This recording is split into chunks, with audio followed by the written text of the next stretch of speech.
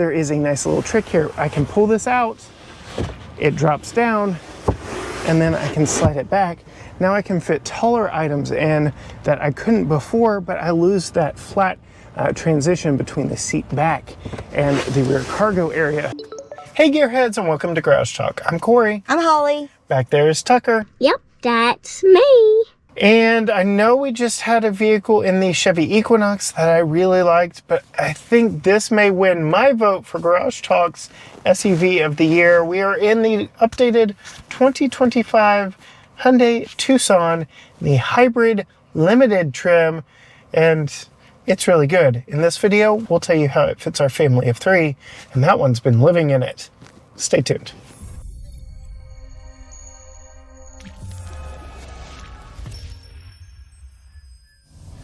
All right, Holly, as I've alluded to in the intro, you've been living with this one, practically living in it. You've put over 300 miles on the odometer since we've gotten it. This is the first time we've gotten the hybrid variant of the Tucson, but since this was updated for 2025, let's talk a little bit of the styling before we get into all the rest. What do you think of the looks of it? I really like it. On the outside, there's a lot of very interesting curves on the outside that make the design really, really pretty and make it look different than anything on the road. But I mean, if you're just like driving down the road, you may not think that it looks very different, but once you see like the light hit the different angles, because it's got like on the back some straight edge design that looks really pretty, and then it kind of like concaves right here, and then it's got that design on the front too, and it's just really pretty. It's different, and I like it. Looks way better in person than it does come across on camera, that's for sure. Like you said, it's like they did some origami on the side of the yes, like some origami. Yeah, so very cool, very intricate, and this ultimate red paint color really kind of shows off some of those sharp angles and creases down the side. Yeah, I like it a lot. I got a lot of compliments while I was out too. Yeah. All right, moving inside, perhaps the biggest updates for the 2025 model year come here on the inside. You spent a lot of time, you and your mom road tripped a 2024 down to Round Rock and back. The interior is where you spend all your time. They've made some noticeable updates, including bigger screens and just a better overall storage layout. So what are your thoughts in here? Yeah, me and another girl road tripped to about 2 hours away, a really long way. And while we were there, we drove a lot.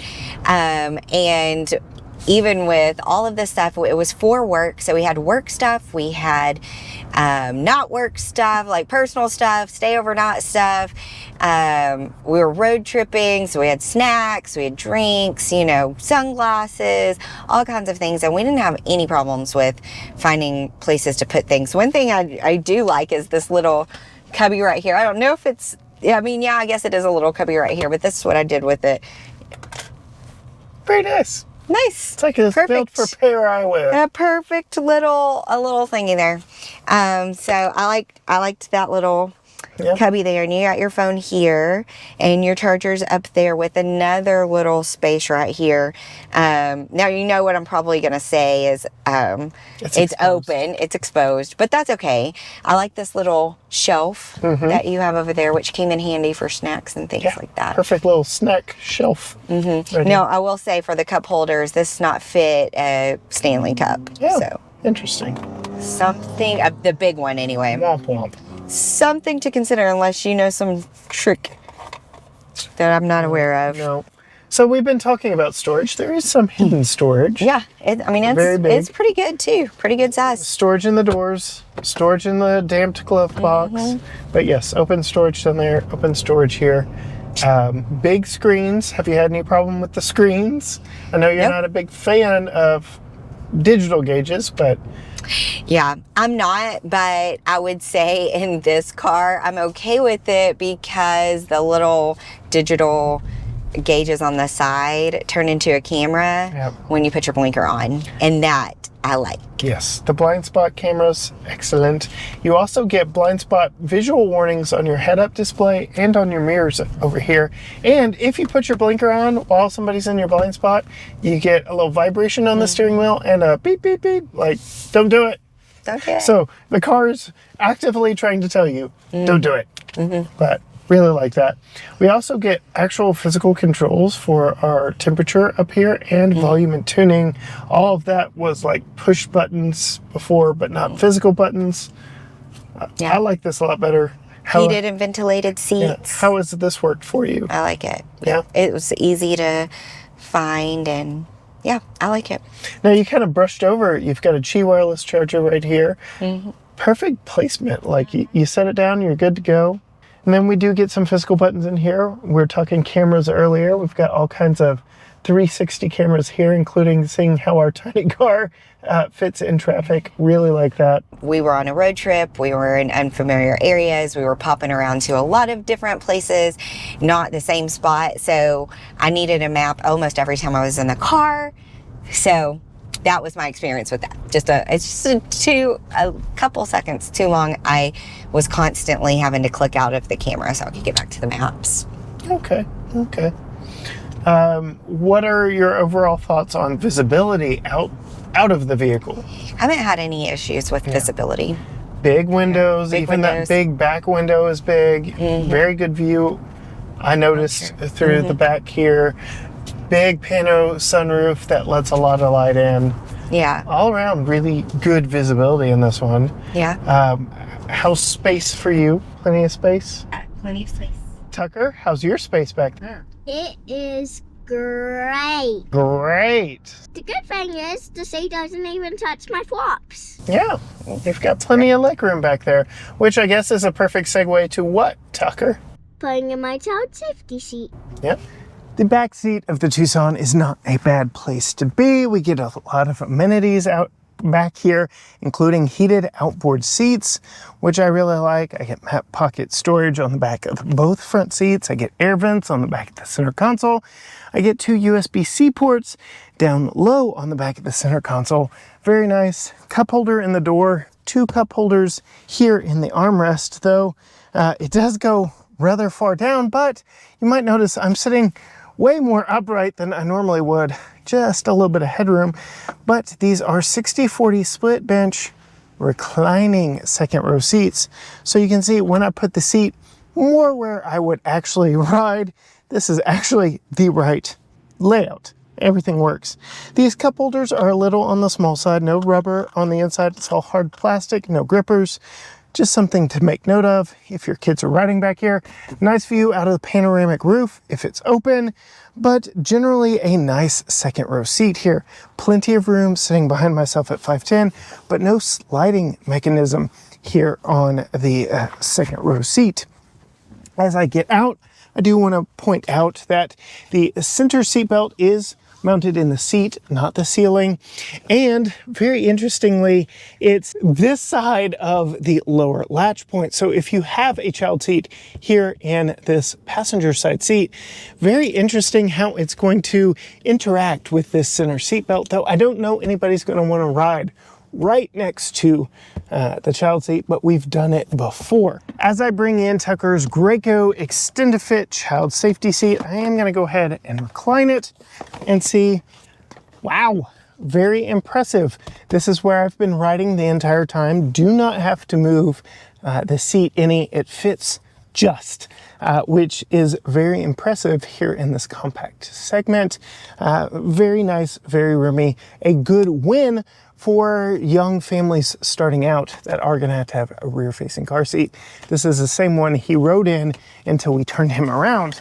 As I turn it around and set it upright, I will note there are top tethers all the way across the back seat, but I lament just a little bit the fact that this 60/40 split bench is 60/40. We'll show you why I lament that when we get back to the cargo section. The latch points are easy to get to. They are exposed in between the seat back and seat bottom, but this one over here, again, its placement is just a little odd. But again, very easy to get to. The vehicle's height makes this easy for me at 5'10" to secure and snug it down. And then with the reclining seats, I can make sure to snug this down this way. Again, without these being sliding seats, we're gonna have to go around to the back to put on that top tether. As we come around to the back of the Tucson, I will note a typical Hyundai key with their logo on it. Now, we do have ways to open the hatch by pressing and holding right there, but you don't have to, because this does have the smart key rear hatch system where you just stand at the back of the vehicle with it locked. It beeps 3 times at you to know, all right, get out of the way, it's about to open, and then it does. So no kicking, dancing, gyrating back behind the vehicle to try and get the hatch to open if your hands are full. When you do, tons of space back here. You can see the split in the 60/40 seat. That's how much I reclined it for Tucker's, but this is still in the fully upright position. We do have those top tethers all the way across. We'll go ahead and snug up Tucker's child safety seat top tether. And I will point out that it will be a two-handed job, but it does not look like I'm doing any long-term damage to the seating material by snugging that up right there. We do have handles right here to expand the cargo compartment, so I can fold that seat down. It does lock into place, but I'm gonna have to go around to the side of the vehicle to do that, which gives me even more cargo space, high shadow, and then we have even more underneath the cargo cover, even more back there. But there is a nice little trick here. I can pull this out, it drops down, and then I can slide it back. Now I can fit taller items in that I couldn't before, but I lose that flat transition between the seat back and the rear cargo area. So multiple different options back here for you if you want to.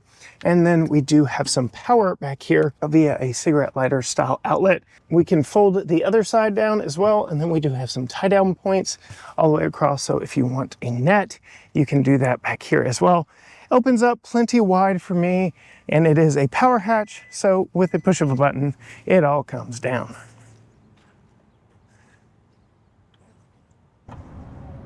All right, so plenty of room to put his car seat in facing either direction. So this would be a great first family vehicle, like as your family is expanding, just because of how much room is in the back seat. Tons of cargo space back in the back. I really like how you can fold those back seats down from the back. There are those handles on the side, so you don't have to go around or reach or do any of that. So really good there. And reclining second row seats, heated second row seats. Very nice. Oh, heated? Yeah, heated outboard seats. So you don't get to ride back there all that much. So gotta inform you of these things. But yes. I know. Do we want to say that we were testing 2 cars this week, and one of them is luxury, and I wanted to drive this one on the road trip. That is saying a lot. We were up against a luxury crossover. We won't say which, but you could probably figure out from the video release schedule that, yes, this was easier, better, more fun, easier to drive, easier to pop in and around town than the other compact. The other one probably had more comfortable seats, though. Okay, so but this is comfortable. Let's talk about the seats. You talked about they're heated, they're ventilated. You have 2-person memory over there. They're covered in leather, though it's light leather. I did notice there's some color rubbing off on that driver's seat over there. Oh, really? Yeah, but I'm sure some leather cleaner would turn it back to white. Yeah. But what has it been like road tripping these seats? Yeah, it's been pretty comfortable. You got 2-person memory. I would say the only thing is, when I said that, is they're a little firm. Okay. Not as much given them, but I was perfectly comfortable. I really like this car. So don't take that as a knock, because I really like this car. I was surprised you even said anything about them, just because I feel like they are perfectly comfortable. Yeah, they are. The only reason I even said anything is because we had that juxtaposition comparison this week. All right, Holly, I guess this would be a good time to talk about ride and handling as we're turning on the historic brick streets of downtown Tyler, Texas. First, I'll ask you, Tucker, how's your wobbly head back there? It is really nice, but, well, it's getting a little bumpy now. I want to see how the big bump does it. Okay. Holly, we're what are your coming up. thoughts? It's very smooth. Yeah. Here's the big bump. You hear it more than you feel it. You hear It's it more true, than you you hear feel it. it. Makes more noise than it does anything else. But yeah, how is this ridden for you in your 300 plus miles? It's very smooth, and you can't tell the difference between the gas engine and the Hybrid power. electric. Yeah. Yeah, you cannot tell, which is amazing. You had to And look I down at the can't gauge. say the same for the luxury car that we had this week. Yeah. If we're comparing. Okay.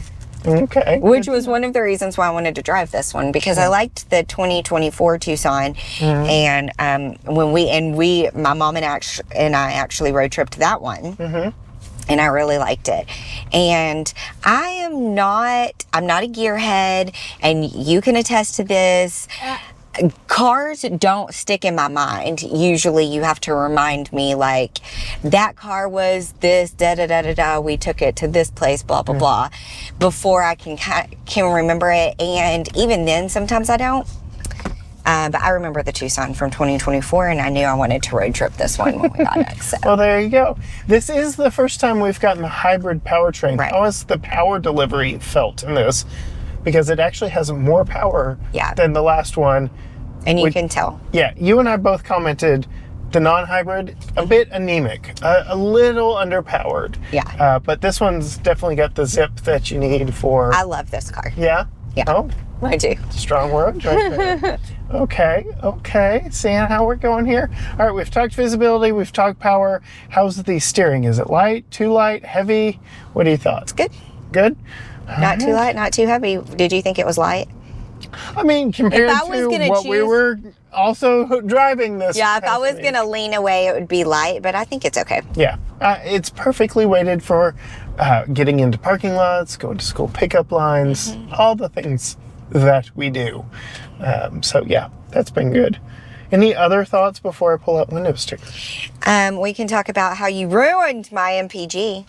I didn't ruin it. So you were getting, and I will go ahead and say, above what the EPA estimates this one at. She was getting 35.3 35.3. when I picked it up from her. The EPA rates this at 35, 35, 35. I was getting 35. Ooh, I was trying so hard for a 35.5. Yeah. But yeah, 35.3 across your 300 plus miles in this one. I did ruin it because I was doing some accelerating I'm back at 35 testing, though. but we're back at 35. But yes, very good fuel economy, 14-ish gallon fuel tank. I'll put that on the screen. Regular fuel. So you really are able to take this a long way. And I can see we've still got 243 miles left to go before we run out of fuel.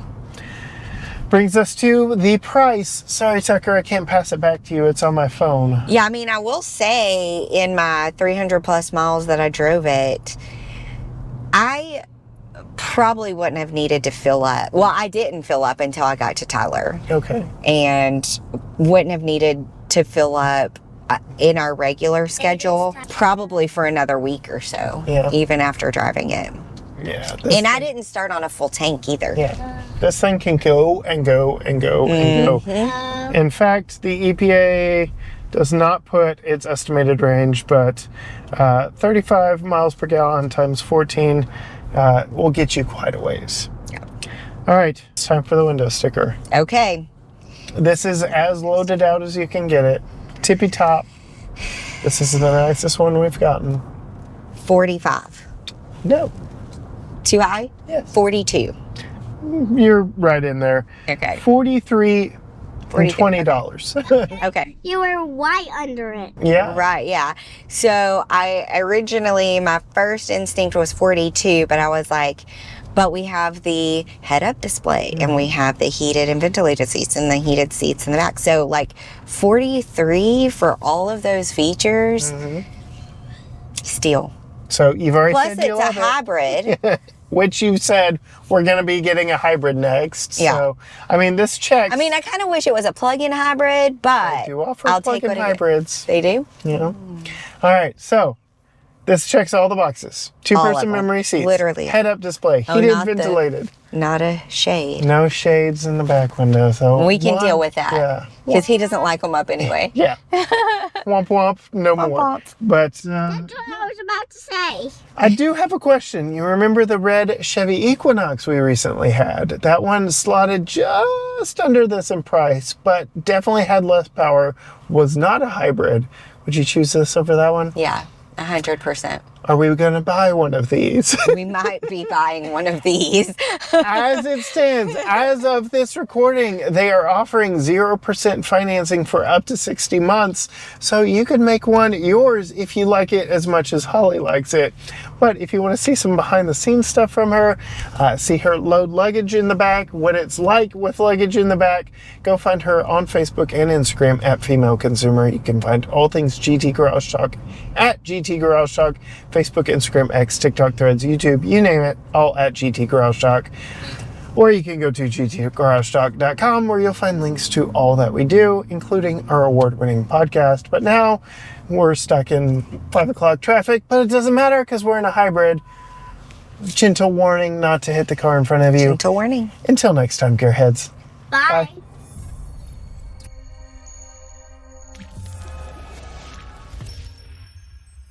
We opened up the back, sat in the back, put our Muddy something back there? muddy shoes back there, changed our muddy shoes, ate snacks. Guys, Well, buddy. real quick, can we go to Tucker? No, buddy, we don't have time for it.